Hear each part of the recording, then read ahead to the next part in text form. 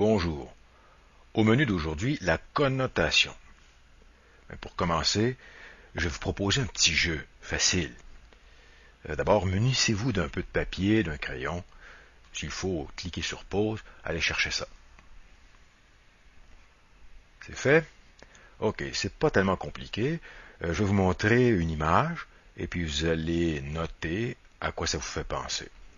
C'est tout. Attention, je ne vous demande pas d'identifier ce que va représenter l'image, c'est pas un examen de la vue. Ce que je vous demande de noter, c'est l'image que vous allez reconnaître, là, à quoi elle vous fait penser, qu'est-ce que ça vous inspire. Autrement dit, notez à quel mot vous pourriez associer cette image-là. Il n'y a pas de bonne ou de mauvaise réponse, puis il est possible aussi que vous nommiez plusieurs choses pour une même image. Je vous suggère de cliquer sur pause quand vous verrez l'image pour vous donner le temps de prendre vos notes comme il faut. Et puis, si jamais vous avez la possibilité d'écouter cette capsule-là en compagnie de quelqu'un d'autre, c'est encore bien mieux, vous aurez l'avantage de pouvoir comparer vos notes entre vous. Allons-y. Vous allez maintenant noter ce qui vous vient à l'esprit en voyant cette image.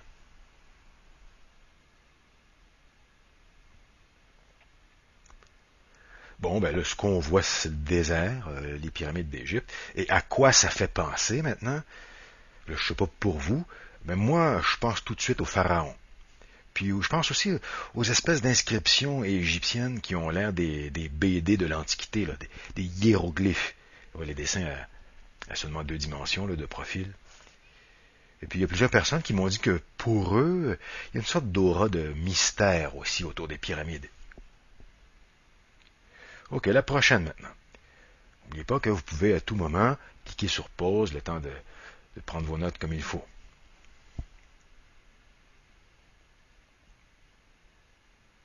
Et puis, ces autobus-là, là, à étage, c'est pas mal associé à l'Angleterre, hein, à Londres. Puis, il y a un côté traditionnel là-dedans. Hein. Ça me fait penser à des vieux films, je trouve. Et puis, même si sur la photo là, c'est pas l'orage, là, le temps a l'air plutôt clément, moi, c'est immanquable. Si on parle de Londres, de l'Angleterre, tout de suite, je pense au parapluie, à la pluie. Pour moi, Londres égale pluie. C'est une association que je fais. Et puis, mes amis m'ont dit que ça leur faisait penser à la reine Élisabeth, peut-être parce que ça a été son anniversaire il n'y a pas tellement longtemps. Puis, comme les gens que j'ai consultés sont, pour la plupart de ma génération, ben, il y en a beaucoup qui ont pensé aux Beatles en voyant ça. Ok, la suivante maintenant. À quoi associez-vous cette image?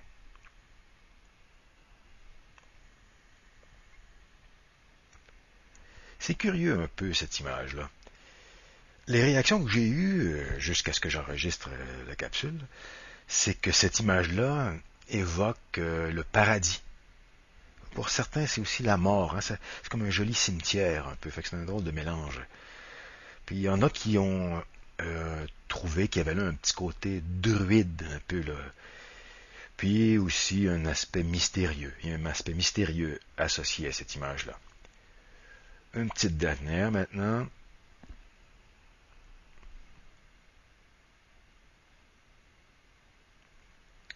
Là, je serais vraiment curieux de voir à quoi vous associez ça. Peut-être que certains d'entre vous ont eu en tête l'image de représentants du corps policier.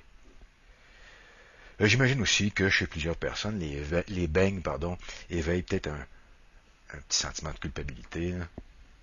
Un petit plaisir aussi. Ou bien donc des souvenirs heureux, des fêtes d'enfants, des trucs comme ça. Pour ma part, moi, ça me fait penser au fait de voyager de nuit. J'associe ça à la route de nuit, moi. L'idée que j'avais derrière la tête en vous proposant ce petit jeu-là, c'est qu'il y a 2, 3 choses que je voudrais vous faire remarquer. Premièrement, prenons le cas de la pyramide. Le mot même pyramide, ça signifie pas seulement une construction avec un sommet et des parois triangulaires. C'est bien plus que ça, le mot pyramide. Ça représente bien plus qu'un tombeau de pierre. Le mot pyramide, ça ouvre la porte sur tout un monde mystique avec des divinités égyptiennes, là, à moitié humaines, à moitié animales. Ça a été repris, ça, au cinéma. Souvent dans des films de série B, d'ailleurs. C'est pas seulement de la mythologie de l'Antiquité non plus. Aujourd'hui encore, il y a des gens qui sont convaincus que les pyramides ont des propriétés énergétiques, des propriétés purificatrices aussi. Et donc, aussi l'idée de pureté d'énergie, de cosmos qui accompagne l'idée de pyramide. Ça fait donc partie des connotations du mot pyramide. Regardons un peu le mot connotation lui-même. Il y a d'abord le préfixe co, C-O ou C-O-N, dépendant comment est-ce qu'on regarde ça, qui signifie avec ou en accompagnement ou ensemble, comme dans les exemples qu'on a là. Les copropriétaires, les colocataires sont propriétaires ou locataires ensemble. Puis un coéquipier, on joue ensemble dans la même équipe, etc. pour les autres. Un compatriote partage la même patrie que soi. Puis dans un condo, on habite ensemble une propriété commune. On parle de connotation, donc, pour signifier que le mot est accompagné d'un petit supplément, en plus de sa définition, que le mot déclenche une association d'idées ou que le mot évoque une émotion ou un souvenir, par exemple. Donc, pour se résumer, tout comme une image, un mot peut avoir un pouvoir d'évocation qui vient en supplément de la définition objective du mot. La définition objective du mot, c'est ce qu'on va appeler plutôt la dénotation. Le deuxième point que j'aimerais vous faire remarquer, c'est que parmi les choses que les images ou les mots ont évoquées dans nos esprits, il y a des connotations qui sont communes à plusieurs personnes. Bien des gens vont faire les mêmes associations, vont capter les mêmes connotations, mais il y a aussi une part de connotation qui est plus personnelle. Puis ça va dépendre de nos connaissances personnelles, de nos expériences de vie. Ça va dépendre aussi du contexte, de la situation où est-ce qu'on est. Et puis, entre autres, le contexte culturel qui est très important. Pour bien voir ça, l'importance du contexte, pensons au mot poisson, par exemple. Le mot poisson n'aura pas la même résonance si on vit dans une région urbaine ou si on vit dans une région où est-ce que le gros de l'activité économique s'est basé sur la pêche. Le mot poisson ne suscitera pas du tout les mêmes réactions, les mêmes perceptions. D'ailleurs, en passant, je vais en profiter pour attirer votre attention aussi sur le fait que même les nombres peuvent nous amener à des associations d'idées et des connotations. Par exemple, si je parle de millions, combien là d'entre vous vont pas penser tout de suite à l'argent? Pourtant, ça peut être des millions de personnes, des millions d'insectes, n'importe quoi.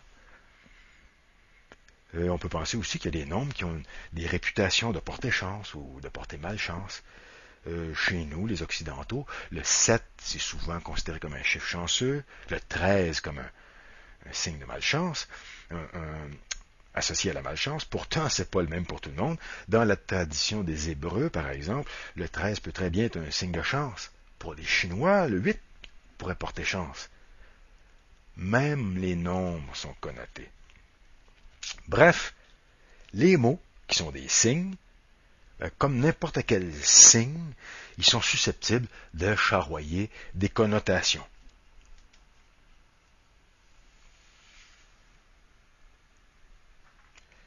Maintenant, je pense qu'il est temps d'aller regarder de plus près les mots qui sont connotés. Puis pour ça, on va faire une petite incursion dans le merveilleux monde du sport. Là, je m'excuse auprès de ceux et celles qui ne sont pas des amateurs de sport, mais le sport, c'est un domaine d'activité où est-ce que le vocabulaire est très connoté, où est-ce qu'il y a beaucoup de connotations. Les journalistes sportifs, les amateurs de sport, utilisent énormément de termes à connotation militaire, à connotation guerrière. On parle d'attaque, de défense, de stratégie, d'entraînement, puis même souvent, les héros vont recevoir une médaille. Aux Olympiques, par exemple. Maintenant, comme c'est dans la nature même du sport de mettre en jeu des affrontements, c'est sans doute assez logique, assez prévisible qu'on trouve tant de connotations guerrières. Quelques exemples.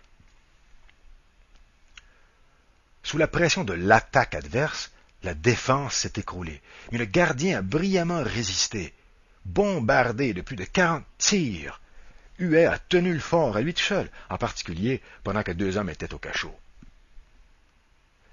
Ça, ces expressions-là sont tout à fait normales. Là, c'est du hockey, surtout. Là. On en retrouve d'ailleurs certaines de ces expressions-là aussi, l'attaque, la défense, le gardien, dans d'autres sports aussi. C'est tout à fait fréquent, ces expressions-là. Donc, votre deuxième exercice maintenant, ça va être de vous arrêter un petit moment, puis prendre le temps de noter des termes qui sont utilisés quand on parle de sport, puis qui ont une connotation guerrière ou militaire. Si vous êtes vous-même un amateur de sport, ben vous allez être privilégié, tant mieux pour vous. Et puis si vous n'êtes pas un amateur de sport, ben souhaitons que cet exercice-là vous permette de voir un peu toute la poésie qui colore le monde sportif. Maintenant, si vous pouvez le faire, consultez la section des sports de votre journal préféré. Pour une fois, ça va vous servir vraiment à améliorer votre français. Quand vous aurez terminé cet exercice-là sur le vocabulaire sportif, vous pourrez aller jeter un œil. J'ai dressé une liste des expressions comme ça que j'ai trouvées. J'en ai une quarantaine. Allez pas fouiner tout de suite pour voir mes réponses. Par exemple, prenez le temps d'en trouver quelques-uns. En particulier, si vous êtes vous-même un amateur de sport, vous allez bien m'en trouver une bonne dizaine. Le but du jeu, c'est pas que vous sachiez que moi, je connais ce genre de connotation-là. Hein. Le but, c'est que vous fassiez des connexions dans votre cerveau. Même si c'est un domaine avec lequel vous êtes plus ou moins familier.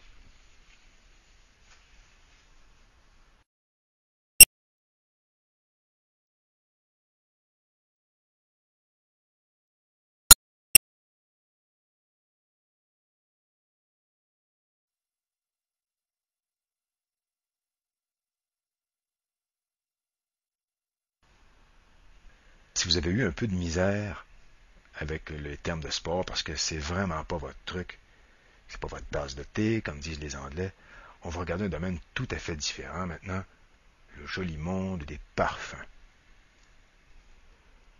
Cette fois-ci, on va regarder les noms commerciaux de la mise en marché, du marketing des parfums.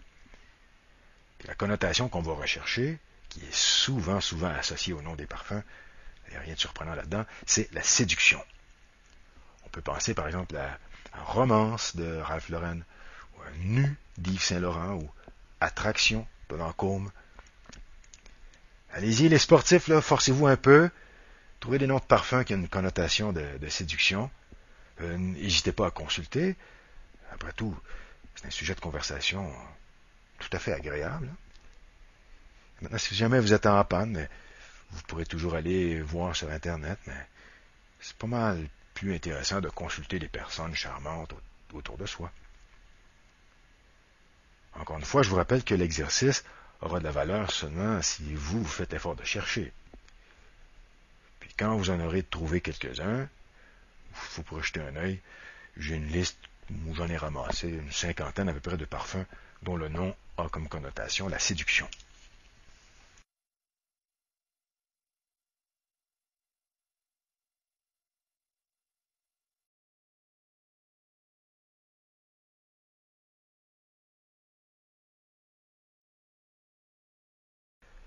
Les connotations, par exemple, dépendent pas toujours de votre expérience personnelle ou de la culture du milieu où est-ce que vous évoluez. Parfois, les mots ont été fabriqués avec l'intention délibérée d'avoir une connotation dedans. On se sert, par exemple, un des moyens, c'est de se servir d'un suffixe qui amène une connotation. Dans les exemples qu'on a ici, les suffixes amènent toujours une connotation négative. Du papier, c'est tout à fait neutre, mais de la paperasse, ça a un côté embêtant. Boire du vin, c'est agréable, mais boire de la vinasse, ça prend un estomac d'acier. Bon, être bon, c'est une qualité, mais quand c'est au point où on en est rendu à être bonasse, c'est rendu un défaut maintenant. Du fer, c'est une matière tout à fait indispensable dans le monde moderne, mais de la ferraille, disons-le franchement, c'est de la scrap. Et puis, un marmot, c'est rigolo, c'est le fun comme tout, un marmot. Mais quand on parle de marmaille, c'est que là, les flots qui nous courent entre les jambes, là, ils commencent à sérieusement nous taper sur les nerfs. Et puis, discuter, c'est une activité tout à fait noble, qui fait évoluer les relations humaines, qui fait évoluer notre esprit. Mais discutailler, c'est vraiment perdre le temps de tout le monde avec des détails casse-pieds. Donc, on peut aussi utiliser des suffixes pour manifester une connotation. Jusqu'à maintenant, on est surtout parti d'une connotation pour voir des mots qui manifestaient cette connotation-là. Là, on va le faire maintenant dans le sens inverse, qui est le sens plus naturel. Habituellement, on va tomber sur des mots, puis on va essayer de voir où on sent qu'il y a une connotation là-dedans. Donc, on va faire l'exercice de dépister et de clarifier certaines connotations qu'on va rencontrer. Pour faire ça, une bonne manière de faire, c'est de comparer l'expression qu'on a sous les yeux, puis qui a une connotation, de la comparer à la formulation de la même information, mais en étant plutôt neutre. Comme ça, on va voir l'effet de la connotation. Je vais vous donner 5 phrases, puis je vais vous demander de les reformuler de façon plus neutre, pour qu'on puisse par la suite dépister comme il faut la connotation. Par exemple, Sophie a l'habitude de pirater de la musique avec son ordinateur. Prenez votre crayon, puis écrivez une version de cette phrase-là qui serait plus neutre. Vous avez le droit, bien entendu, de vous servir du bouton pause, de cliquer là-dessus pour prendre le temps de le faire comme il faut. Voilà, maintenant que vous avez fait le premier, on va regarder ensemble ce que ça donne pour être sûr que vous êtes bien au clair avec le travail. Par la suite, vous pourrez faire les autres. Bon, ça c'est ma solution à moi. Peut-être que vous avez une autre solution, mais en disant simplement Sophie a l'habitude de copier de la musique, c'est pas mal plus neutre que de pirater. Voilà, je vais vous laisser aux autres phrases, et puis dans un moment, on verra à comparer un peu nos réponses.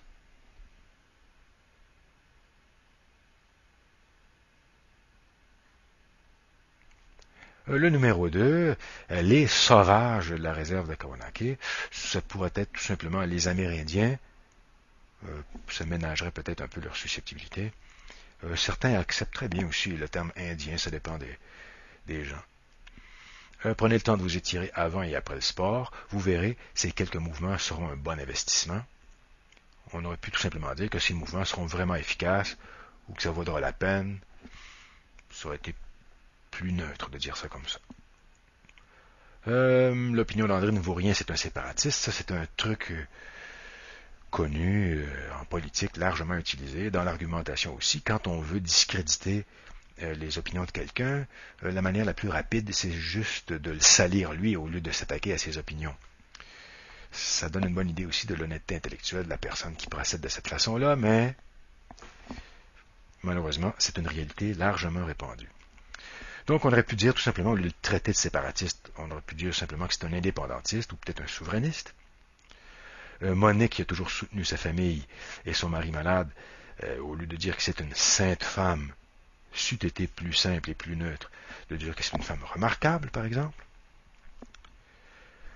Maintenant, je vais vous demander de prendre un petit moment et puis de comparer, en comparant les versions originales et les versions neutres qu'on a trouvées, essayez de cibler, de nommer ou de qualifier la connotation. Donc, servez-vous d'un adjectif ou peut-être d'un nom ou d'un groupe nominal. Évitez d'utiliser toute une phrase pour parler de la connotation, parce que ce qu'on veut faire, c'est de la cerner, de la délimiter.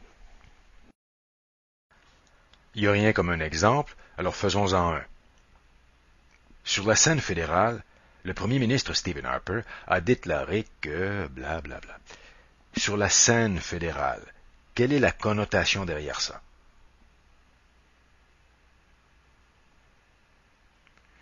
Il y a une connotation de spectacle là-dedans, de théâtre. Vous auriez pu répondre plutôt que le non-spectacle ou le non-théâtre, vous auriez pu répondre l'adjectif théâtral. Ça aurait fait tout à fait l'affaire. Donc vous voyez un peu le topo.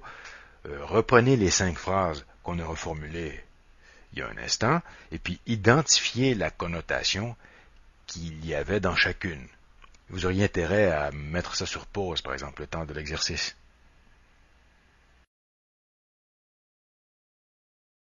Voilà, c'est les formulations que j'ai trouvées. Pirater de la musique, il y avait une connotation criminelle là-dedans. Ça donnait l'impression d'un crime, que c'était grave, que c'était vraiment répréhensible. Cette connotation-là n'était pas du tout dans le mot copier. Copier, c'est simplement faire un autre exemplaire. Les sauvages de la réserve de Kawanake, avouons que c'est une connotation peut-être un peu raciste. Je connais des gens qui sont de race blanche, de race noire, jaune, qui sont tout à fait capables d'être sauvages aussi. Donc c'est pas limité aux Amérindiens. Vous verrez, ces quelques mouvements seront un bon investissement. Ça revêtait un caractère sérieux de monsieur en complet veston. Là. Il y a une connotation financière, business là-dedans, comme si on voulait donner vraiment de la crédibilité à ce qu'on vient de dire. Le méchant séparatiste, il y avait la connotation qu'il y avait là, c'était vraiment un côté destructif, hein, de la rupture conjugale. Bien des gens ont été marqués dans leur vie par la séparation de leurs parents peut-être, ou leur propre séparation. Donc, il y a vraiment une connotation là-dedans très négative. Puis finalement, Monique, qui est une sainte femme, il y a clairement là une connotation religieuse. Donc, en guise de conclusion, je dirais que quand on est conscient que souvent les mots sont pas neutres, les mots souvent viennent avec une connotation, ben, on va faire un peu plus attention en écrivant. Quand on choisit des synonymes, par exemple, ben, on va sélectionner des mots qui ont une certaine connotation en fonction des idées qu'on veut faire passer, puis aussi en pensant à ceux qui vont nous lire, pour choisir les bons termes qui vont susciter les réactions voulues. Sinon, on peut soulever des tempêtes sans avoir fait exprès, juste parce qu'on a négligé, disons, l'impact des mots. Ça vous rappelle pas peut-être une chicane que vous avez déjà vécue parce que vous avez malencontreusement utilisé des mots qui avaient une charge émotive ou qui rappelaient des... OK, puis de l'autre côté, maintenant, quand on est lecteur, quand c'est nous-mêmes qui lisons, ben, on va essayer de garder les yeux ouverts parce que les connotations ont un impact psychologique ou émotionnel qu'on voit pas tout le temps, mais qui peut être important. Donc, si on veut éviter de se faire manipuler, entre autres dans l'argumentation, il faut rester éveillé. Mais d'un autre côté, il y a une petite mise en garde, là. C'est qu'il faut tenir compte de la situation pour juger si la personne qui a écrit ça a vraiment mis ces connotations-là, ou si simplement nous, qui faisons une association d'idées qui est peut-être tout à fait personnelle. Peut-être qu'on est les seuls, finalement, à avoir cette association d'idées-là. Je vous laisse sur une question qui, bien entendu, tourne autour d'une connotation.